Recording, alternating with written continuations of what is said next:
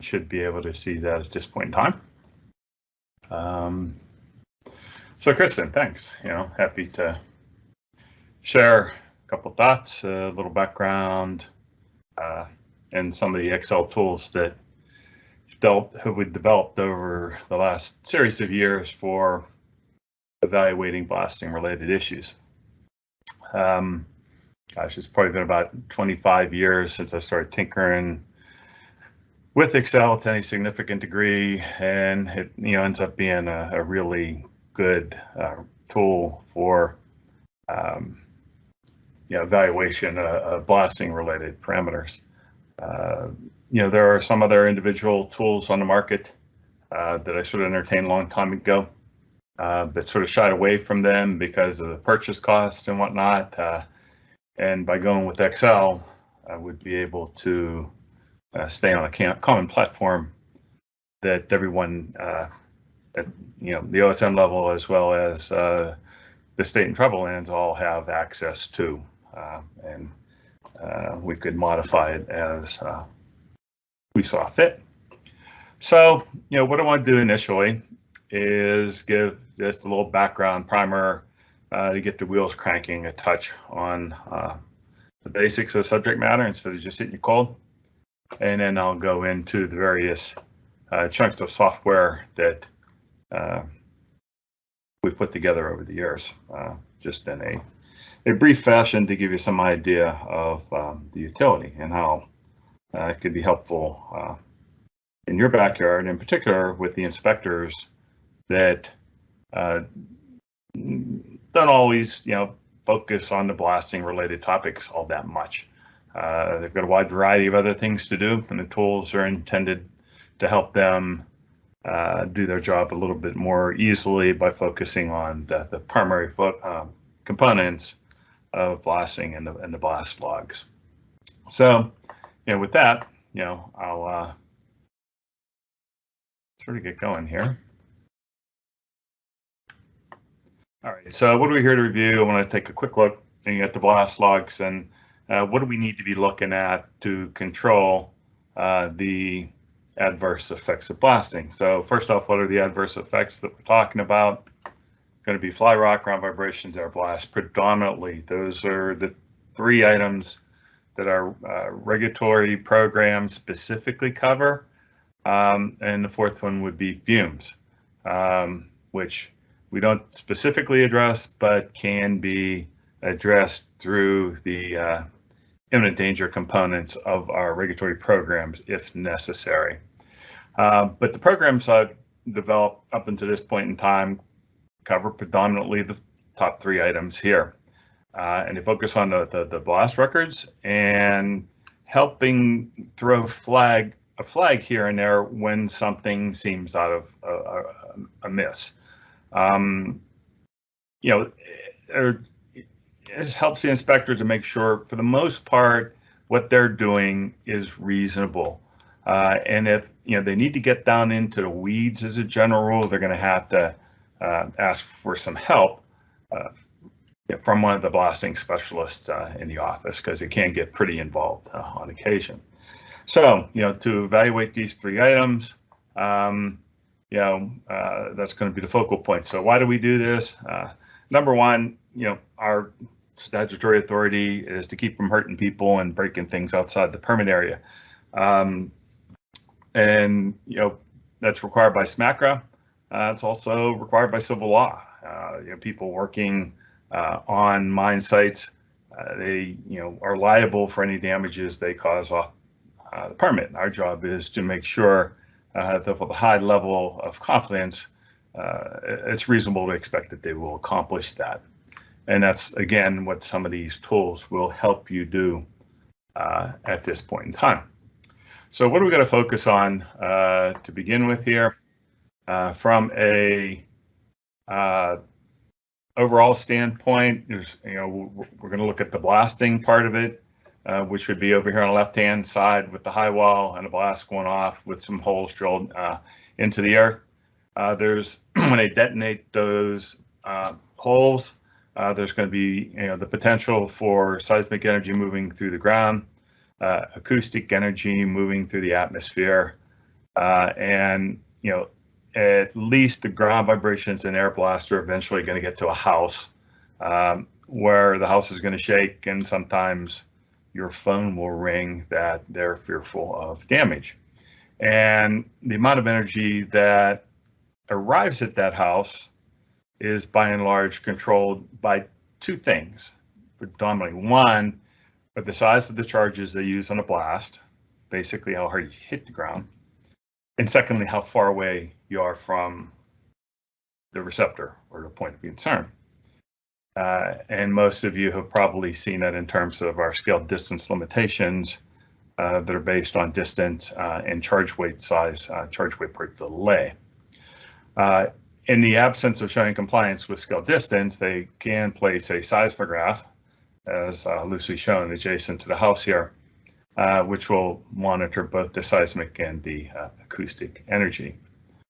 Fly rot, that's a function of confinement. If they, for some reason or another, whether it be design, field anomaly, problem with quality control in the field, overloading the holes, fly rot can occur.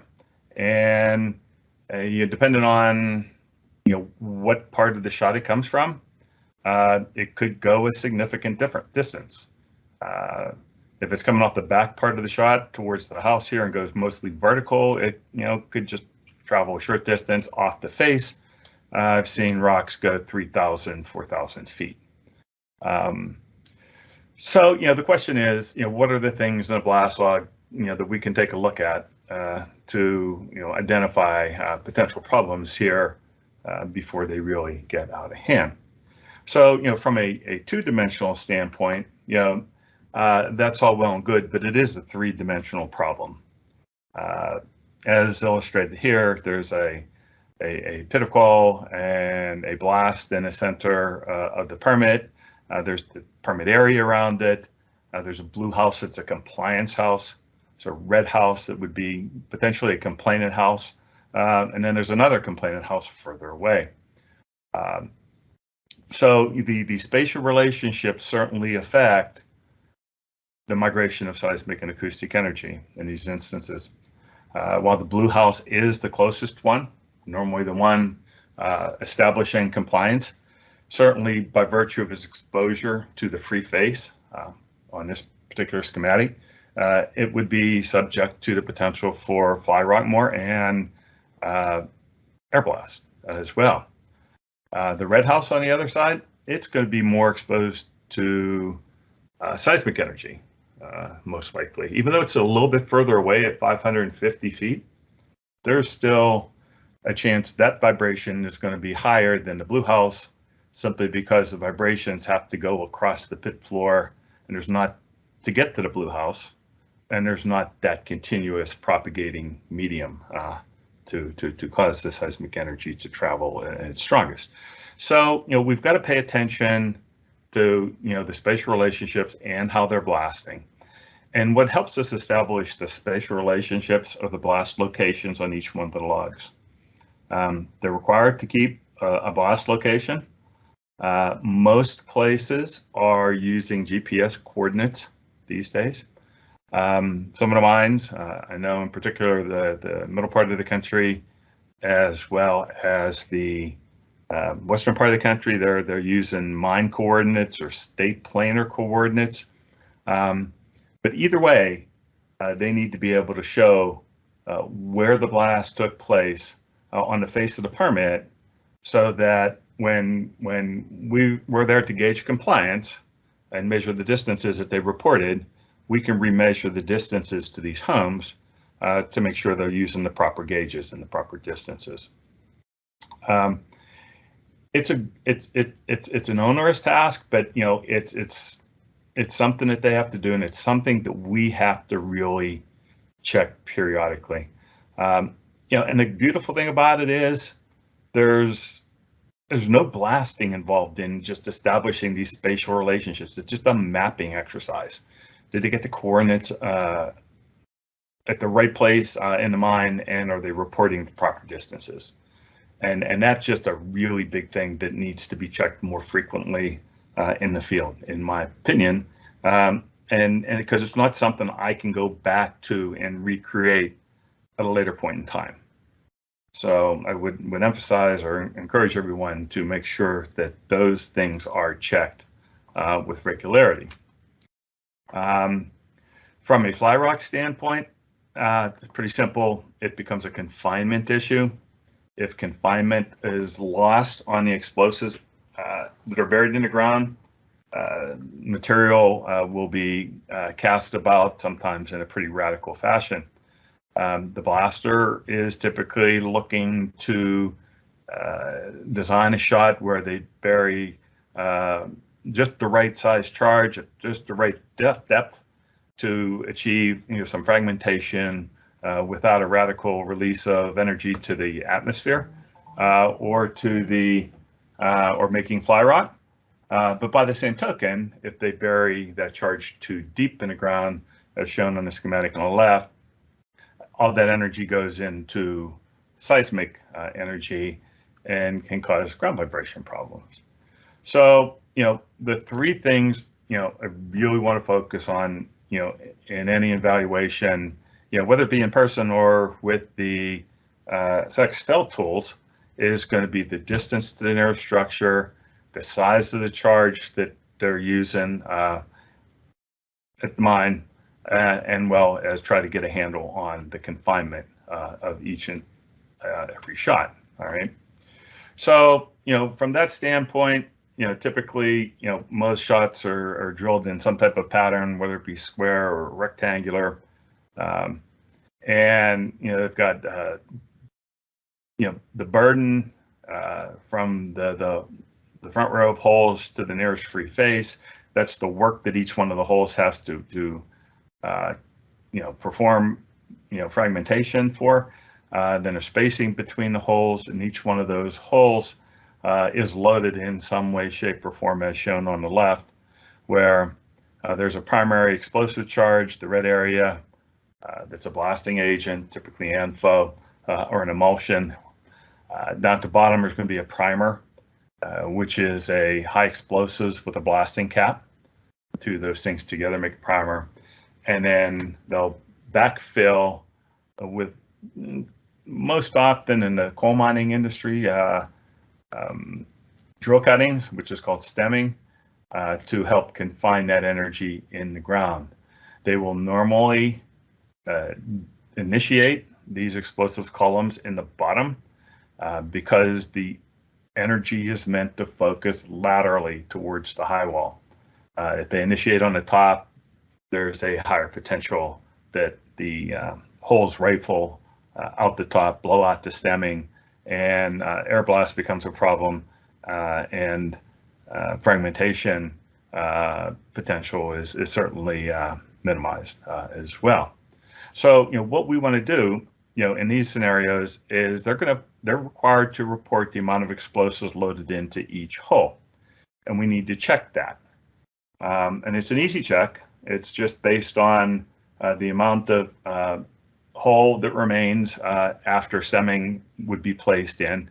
Got a density of the material, got a cross-sectional area of the hole based on its diameter, and we can easily calculate the amount of explosives that should fit in that hole. And then what we calculate based on those parameters, it should match what they're reporting.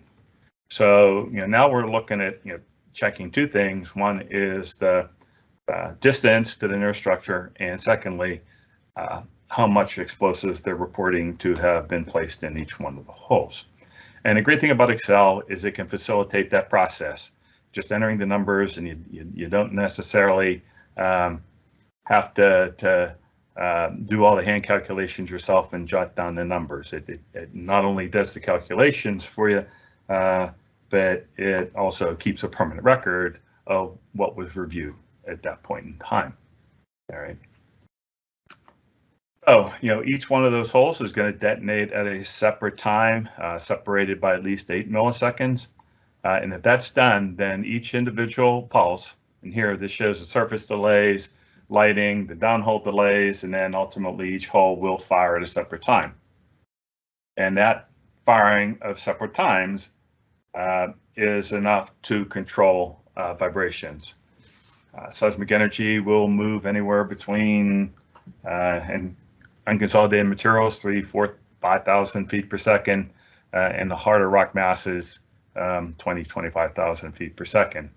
So very rarely do these pulses of energy catch up with one another. We just need to make sure that the timing is such that each one of these holes does in fact detonate independent of one another to control ground vibrations. Here, this is a pretty simple schematic. It illustrates, I think, there's 16 holes there. And then, there are the other ones that occur, the larger shots from out west. This is a 3-second shot. This is an SMU, Southern Methodist University graphic I was able to pull down where they were doing some testing for the Comprehensive Nuclear Test Ban Treaty. And, it just shows the complexity of lots and lots of holes going off. And you just saw one big flash there, and you see one big ring moving out from there. Those are 40 holes that sympathetically detonated at one time. And you can see how that simply carried a much stronger pulse away from the blast site at that point in time. And that's what we're trying to avoid. We get holes going off at the same time that energy couples, and it's like dropping a big rock into the water instead of a bunch of smaller rocks, one after the other. You just get one big wave. That's what we're trying to avoid. And that's what we need to check the records for as well. All right, so, a number one piece of evidence, in addressing citizen complaints and/or gauging compliance are the blast logs, and they will come in a wide variety of shapes, forms. All right, so what do we want to focus on reviewing here? Number one is going to be, as we talked about, distance and charge weight per delay.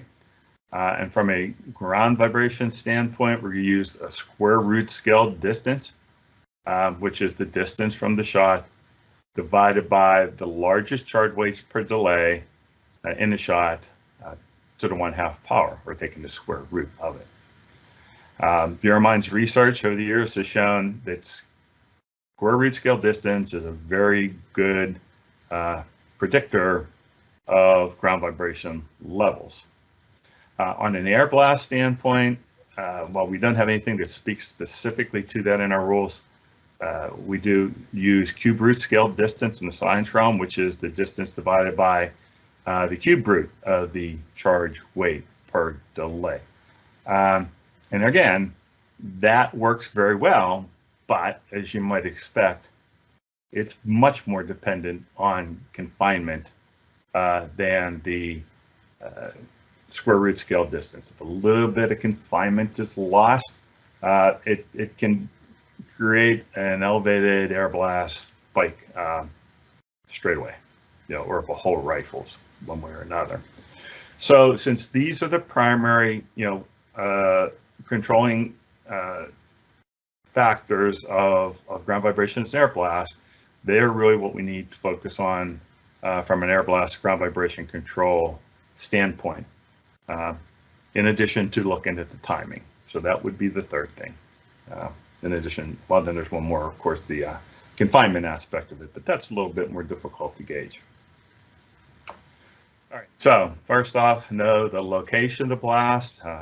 Try to check where it's at, plot the blast location on the face of the permit, and check to see if, in fact, the nearest structure is the correct structure, and check to make sure that the distance measured to it is the correct distance.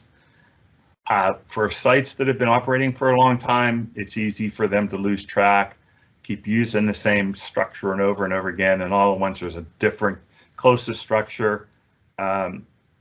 Just make sure that you got the right data, because there again, like I said before, I can't go back out and recheck this data or information,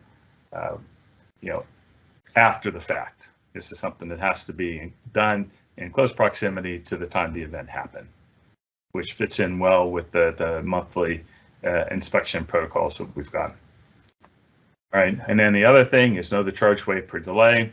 Check how much explosives would fit in the empty hull. They're required to give us the diameter of the hull, the depth of the hull, the amount of stemming they put in the hole, any backfill that they might put in, and by subtracting all those numbers away from the total hole depth, the amount of explosives that would fit into the hole based on the density, the product that they're using, can be estimated, and it should match the amount of explosives that they reported on the blast log. There again, there's a line item for the amount of explosives that are used in any 8 millisecond delay, and they should be the same.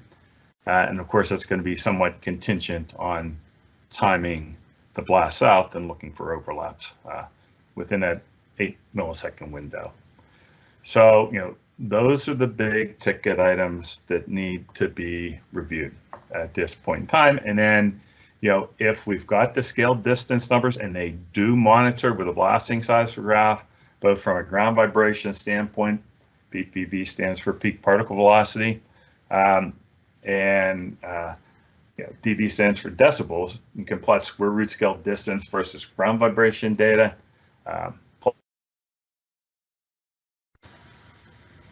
Okay, I'm back. Okay, we've got you loud and clear.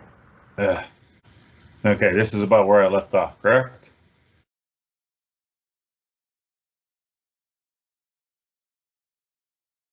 Okay, you still out there? Just want to make sure. Yes. Okay, thank you. Okay, let's see, where was my train of thought now? Okay, so we'll plot this data, particle velocity and air blast, in terms of decibels with the various cube root or square root scale distance values, and if that data is plotted properly, it plots where you expect it. We're in good shape. There are some times where they might be in compliance with vibration levels, but they're still generating more energy or liberating more energy than what you would expect. And that would help. While it's not a compliance issue, it certainly helps address complaints, because then you can go back and sort of see, okay, what's amiss here? Is something wrong in your monitoring? Is something wrong in your design, your record keeping, and just an indicator that there might be a problem, and that you look a little more closely at that information. So, the other thing that we look at is the fly rock related issues. We haven't talked about powder factor up until this point in time, but the amount of powder in terms of pounds per cubic yard of material that are used is important, and it's based on the rock type. It's not overburden. That should be reported on the blast logs when they ask for rock type. It should be sandstone, shale, limestone, some mixture of that. Those are typically the only ones we get in the coal mining arena, since we are a sedimentary rock type of industry. So, it's pretty simple, but there are powder factors that equate to each one of those. And if the powder factors, excuse me, too high, then there's a potential for loss of confinement and flying debris. And the same is true with stemming, where the stemming's either too short or it's too weak, and it rifles out of the top of the hole and causes an air blast spike. So, and all of those sort of speak to the confinement related issue.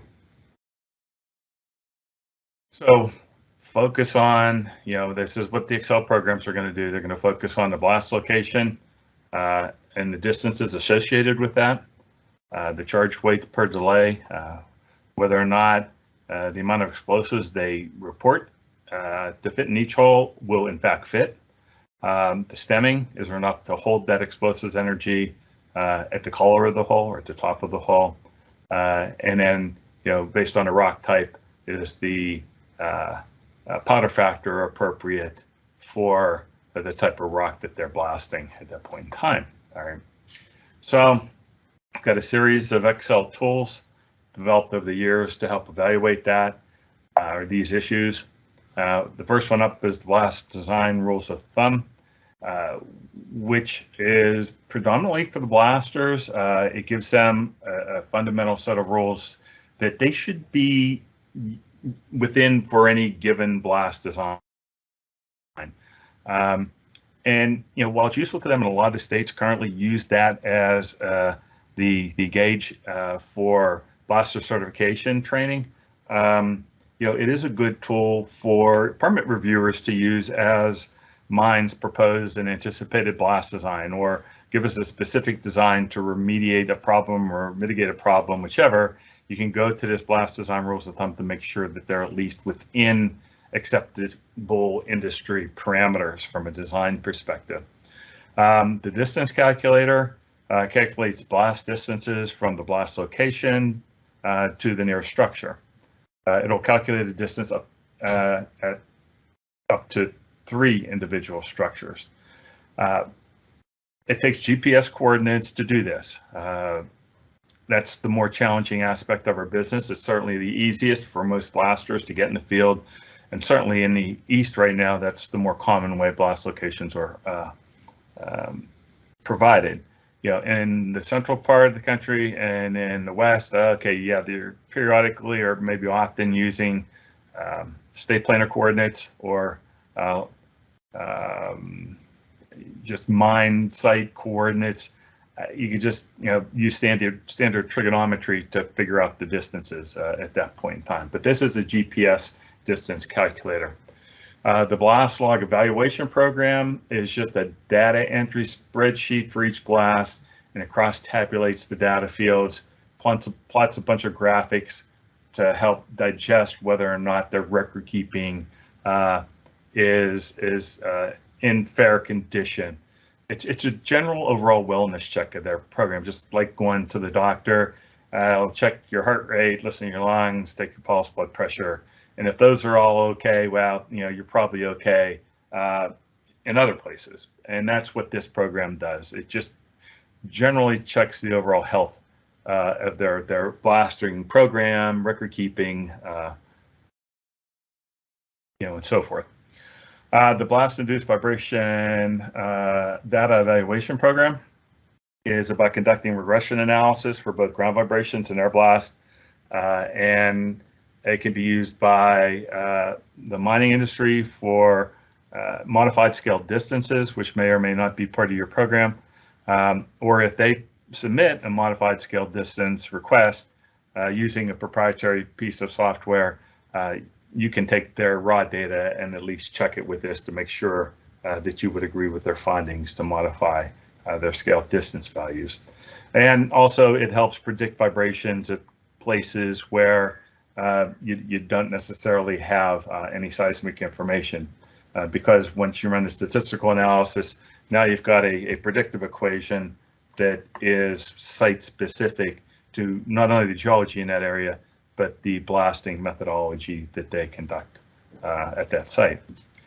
And then the ground vibration prediction, this is all about using different propagation relationships, using scale distance, square root scale distance, to predict vibrations at different industries in addition to coal, say quarries and hard rock mine and construction sites. It's a useful tool when trying to predict vibration levels at a place where you don't have any information. All these programs can be found at AR Blast, okay, at the OSMRE website. And the one thing I also wanted to mention that I've got here is we have a blaster certification question pool that me, along with a number of the states, have built over the years, and it's available to those in your backyard that administer the test, where they don't have to make up the questions themselves. They can simply go there, pull out a number of questions that suit their needs, and it certainly facilitates the test revision process. All right, so I'm going to get into each one of these programs lightly. I'm just going to give you a test drive for them. But before I do that, has anyone any questions?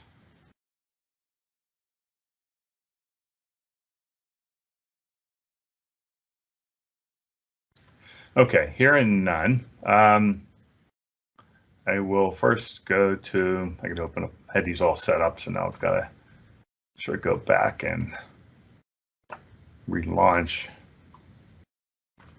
some of this stuff. Just give me a second.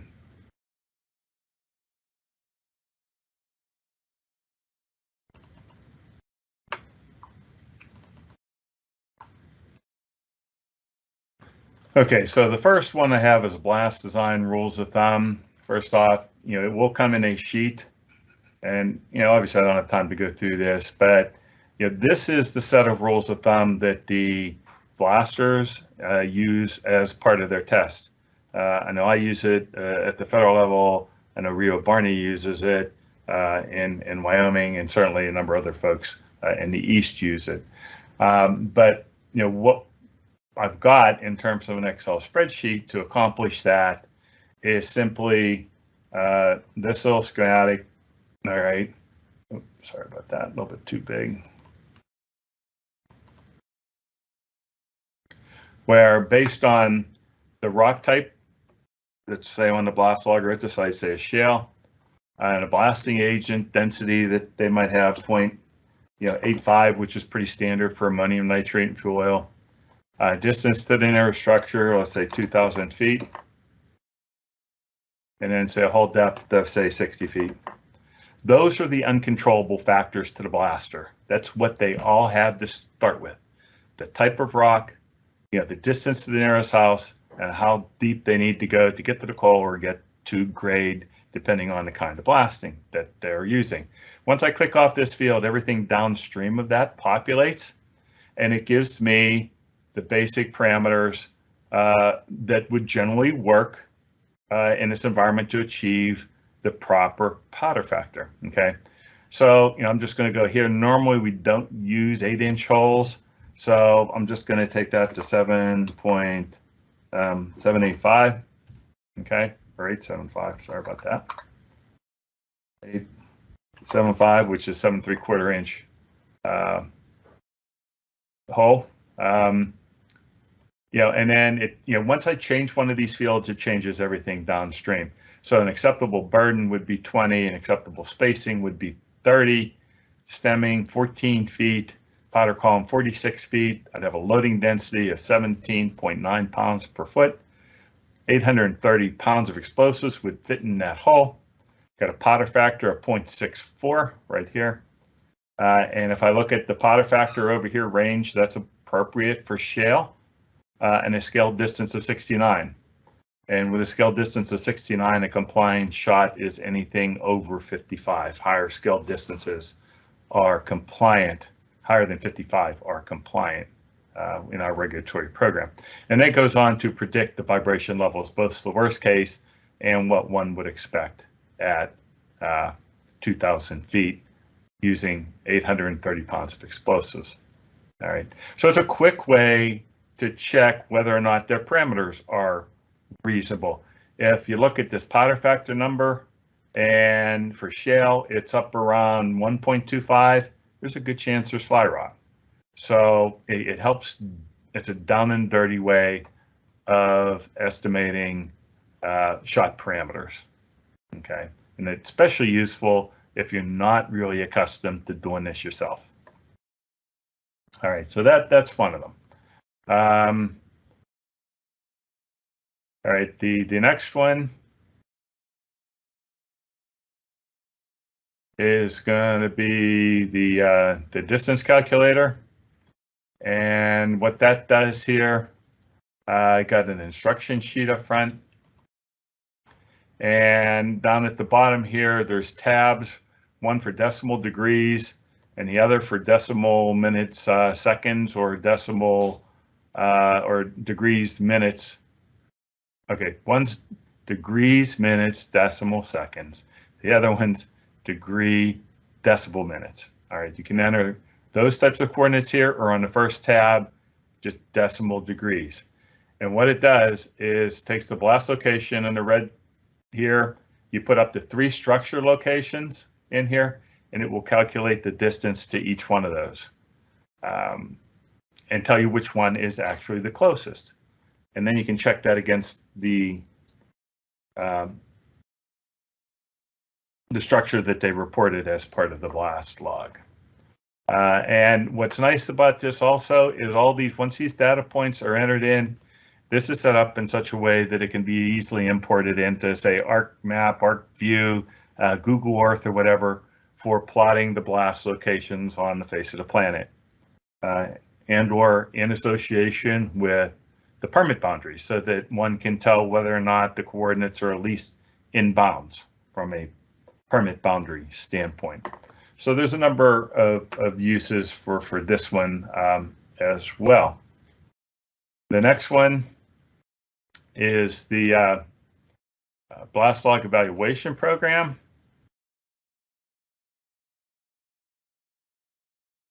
Let's see up here. This is the second version of this. The first one that came out with was in 2001.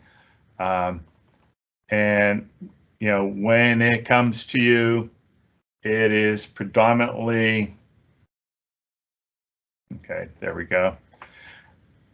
Bunch of data entry over here, but all these parameters that are going to be input come straight off the blast log, with the exception of a couple. I'm not going to get down into the weeds, but it's enough data entry that we can cross-tabulate data fields and see if the data is relatively healthy. There is, down here, enlarge this a little bit.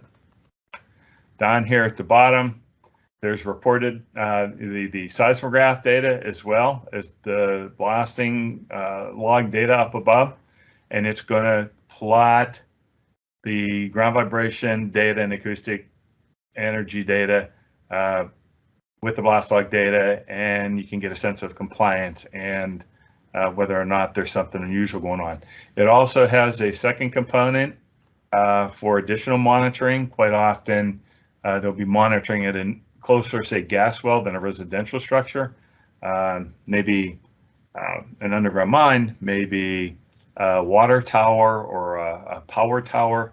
Could be a number of seismographs elsewhere, but it gives you the latitude to at least enter 2 data points from a seismic and acoustic standpoint. All right, so what happens once all that data is plotted? What that's going to do is give you a spreadsheet that looks something like this one when it pops up. Whole bunch of data entered. I've got one seismograph down below that's at a structure other than a residential structure. There is not one at this is a power pole type of thing, and this one up here, it would be at a structure, but they showed compliance with scaled distance. But by entering all this data, now if you looked at the bottom, there's a whole series of tabs. And the tabs are going to give you an envelope, expected data range. As long as it plots within that data range, you're in good shape, good to go. Stemming, again, good side to the line, bad side to the line. They have a couple of data points at the bottom here that sort of throws a flag to me and says, it's potential they may have lost a little bit of confinement here. Might want to take a look at some of these shots. The charge weight per hole, it takes the blast log data, figure out how much empty hole would be available to receive explosives based on stemming and backfill and other things, and then compares it, the calculated value compares it with the reported value.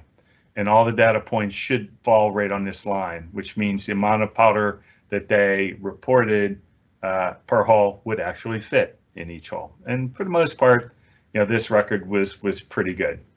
The next one simply brings in a timing factor.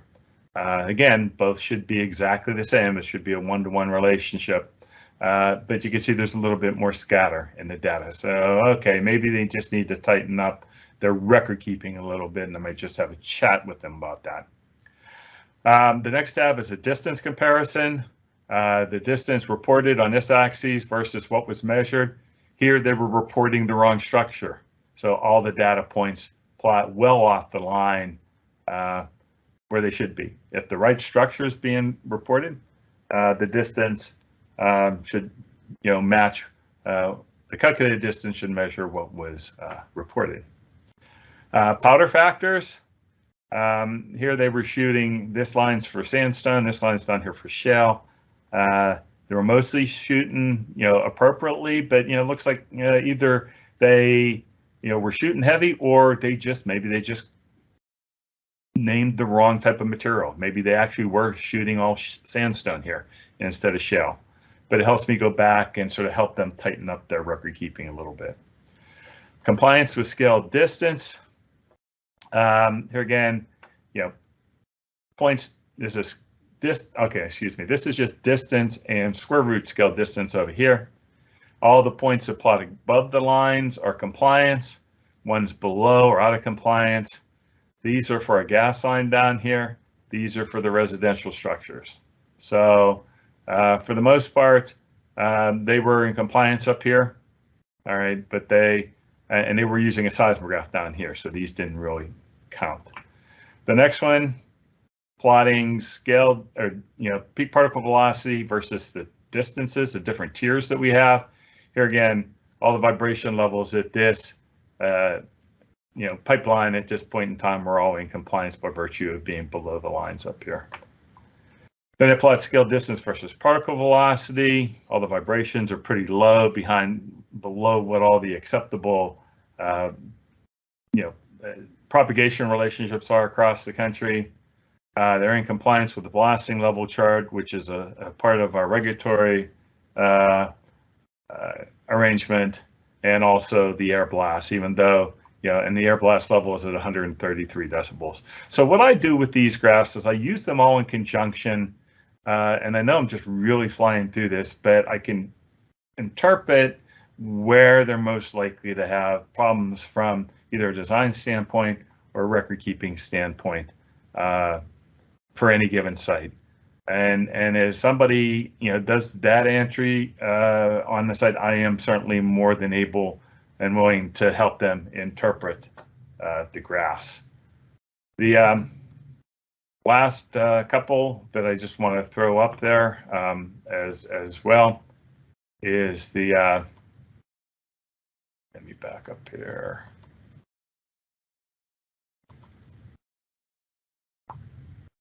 Is the blast-induced vibration evaluation program, the regression analysis software that we've got.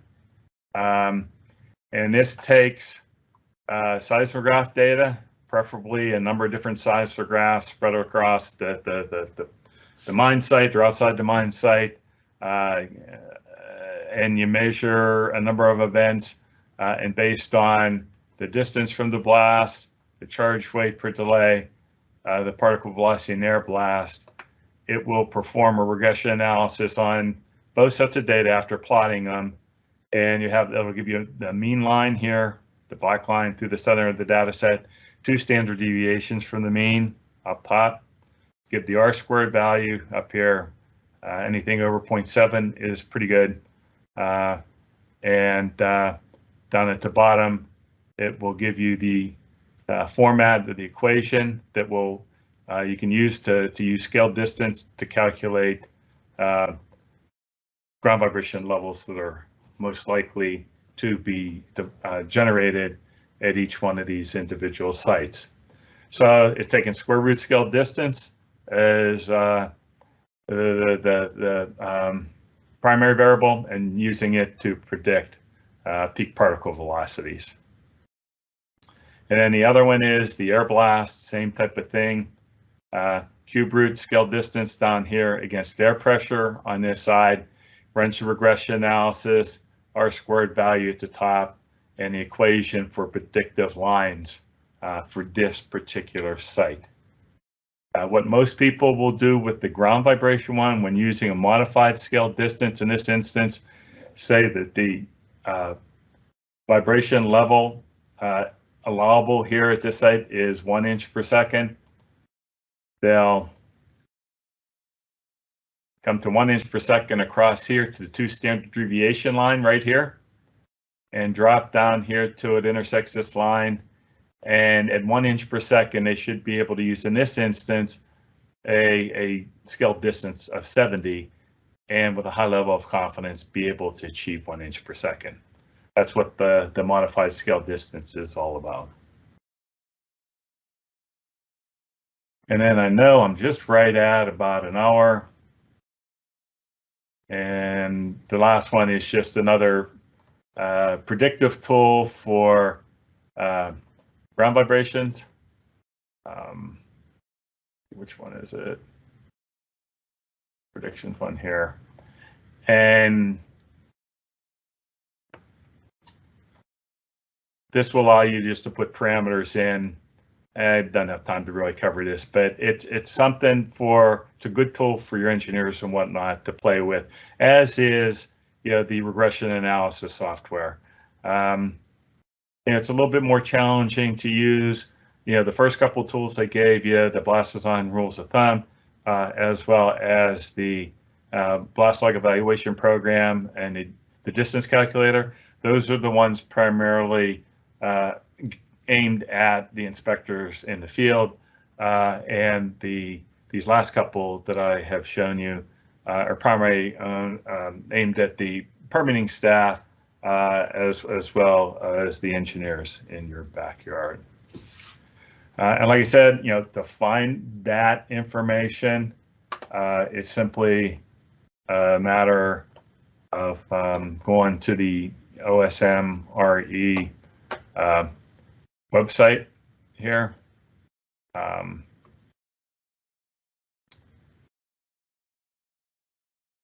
There we are. Okay, OSM website, go to resources up here.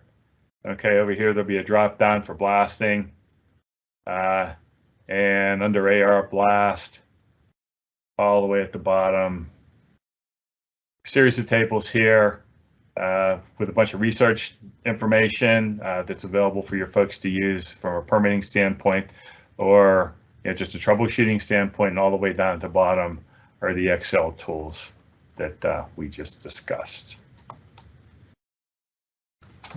So, with that, hopefully that's a really brief outline of all the tools that are available in Excel to help take care of regulatory related issues in the field. And with that, I'll take any questions that you might have.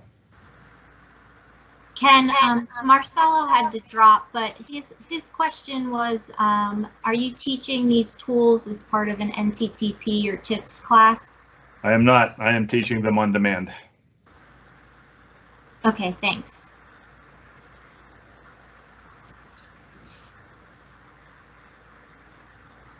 Did you think he had anything specific in mind, or? No, it just asked if you were teaching it as or presented as part of the NTTP or TIPS program. Yeah, when we once upon a time had the BLEP program up as a self-study class, but it got lost somewhere. And but I mean, I've updated the software, so it just doesn't really matter at this point in time.